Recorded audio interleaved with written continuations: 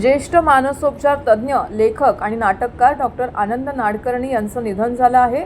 वयाच्या 68व्या वर्षी त्यांनी अखेरचा श्वास घेतला आहे. काही वर्षापूर्वी त्यांना कर्करोगाचे निदान झालं होतं आणि त्यांच्यावरती उपचार सुरू होते. आज पहाटे त्यांची प्राणज्योत मालवली.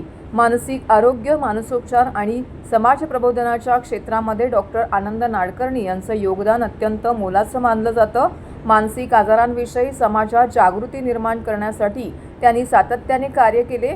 त्यांच्या लेखनातून आणि व्याख्यानातून अनेकांना सकारात्मक विचारांची दिशा मिळाली. डॉक्टर आनंद नाडकर्णी हे केवळ मानसोपचार तज्ज्ञ नव्हते, तर ते लोकप्रिय लेखक, नाटककार आणि उत्तम वक्ते म्हणून ओळखले जात होते. त्यांनी विविध सामाजिक आणि प्रेरणादायी कार्यक्रमांमधून लोकांशी संवाद साधला. यूट्यूबवरील त्यांच्या मुलाखती आणि चर्चांमधून अनेकांना जीवनाकडे सकारात्मक दृष्टीने पाहण्याची प्रेरणा मिळाली. त्यांचं पार्थिव ठाण्यातील सरस्वती शाळेत येथे अंत्यदर्शनासाठी ठेवण्यात आलं होतं. राज्याचे उपमुख्यमंत्री एकनाथ शिंदे यांनीही नाडकर्णी यांना श्रद्धांजली अर्पण केली व अंतिम दर्शन घेतलं. तसेच अंत्यदर्शन प्रसंगी वेळी खासदार नरेश म्हस्के, महापौर शर्मिला पिंपोळकर, आमदार संजय केळकर, आमदार निरंजन डावखरे, किरण नागती, मिलिंद जोशी तसेच सर्वपक्षीय नेते, कार्यकर्ते, अणुशास्त्रज्ञ अनिल काकोडकर, माजी खासदार कुमार केतकर, पोलीस आयुक्त आशुतोष डोंबरे, इतर पदाधिकारी, विविध क्षेत्रातील मान्यवर, बंधू भगिनी उपस्थित होते.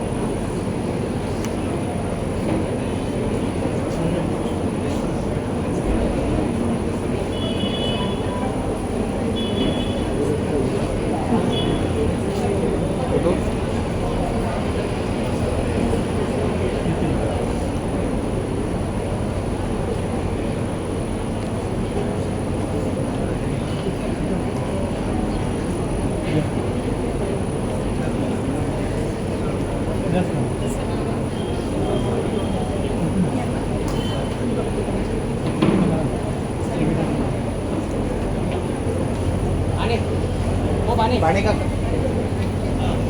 इकडे घेऊन ये त्यांना अशी इकडे आणा.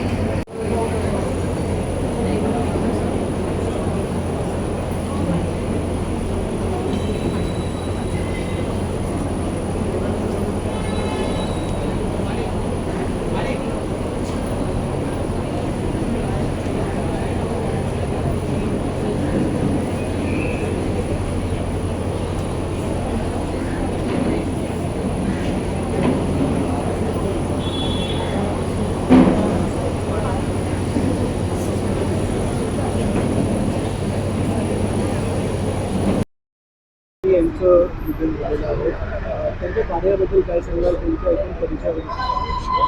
त्यांचा परिचय असा करून दिला जातोय की ते एक अत्यंत कर्तबगार असे मानसशास्त्रज्ञ होते, परंतु ती त्यांची ओळख ही अतिशय मर्यादित आहे.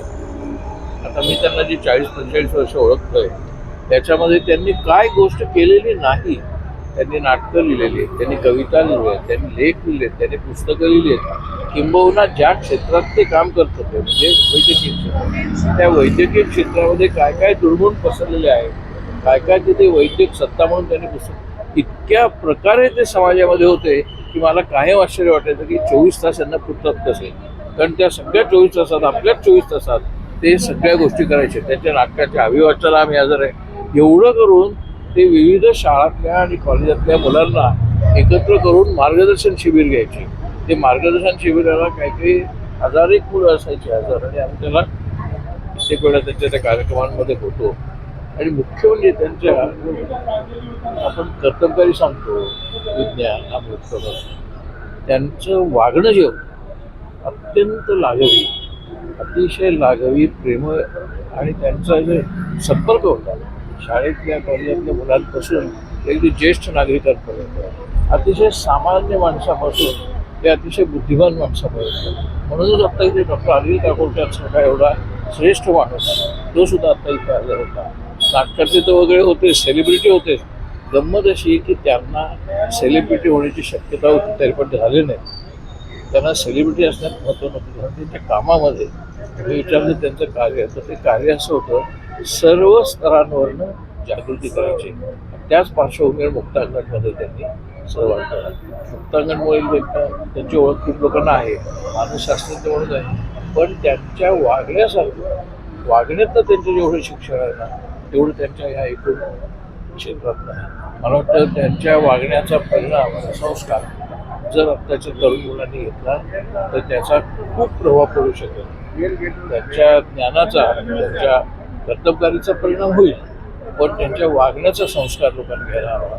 कारण त्या वागण्यातनं त्यांनी बरंच शिक्षण दिलेलं आहे. त्यांनी समाज जागृती केली की त्यांच्या समाज वर्तनातनं सुद्धा केलं. हे लक्षात घेतलं पाहिजे.